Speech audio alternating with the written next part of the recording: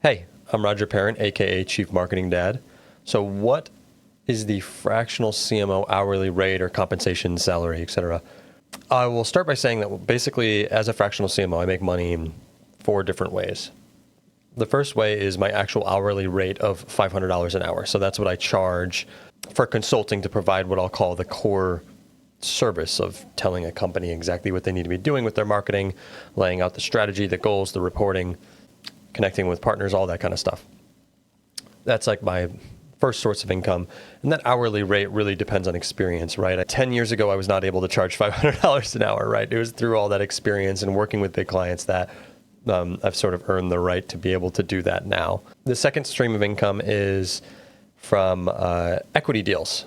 So, right, like when I typically will get involved in a brand, my goal is to provide as much value as I humanly can to that brand and really showcase my value. When I do that, at some point, if I'm finding that the relationship is just really clicking and we're just crushing it together and we're really enjoying working together, I may approach them about an earned equity deal where I say, hey, I'd like to share in some of the upside that I create and be with you guys long term.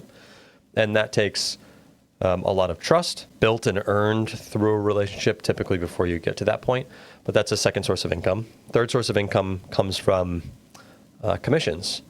And this is most fractional CMOs will have a vetted list of trustworthy contractors that they've used. And there's a lot of value in that list because we've basically sifted through all the crappy agencies and all the bad freelancers to find people that we know and trust that can get stuff done right.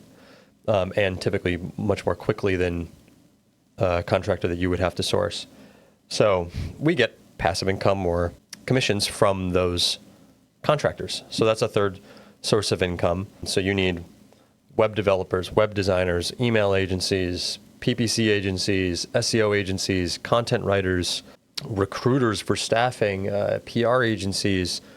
I mean, you name it. I have basically a giant board and I have I have 2 or 3 options that I will send to a client of any one of those things. So if the client approaches me and says, I want a web developer, I need a better web developer, I provide 2 or 3 options and say, here's 2 or 3 options. Go with the one that clicks with you the best, because I'll try to get a little bit of variety of price points and things like that. So that way I can just give them basically the contractors that they need at a fraction of the time it would take them to go out there, search, and probably go through 1 or 2 bad contractors before they even got to a good one, waste a ton of money doing it.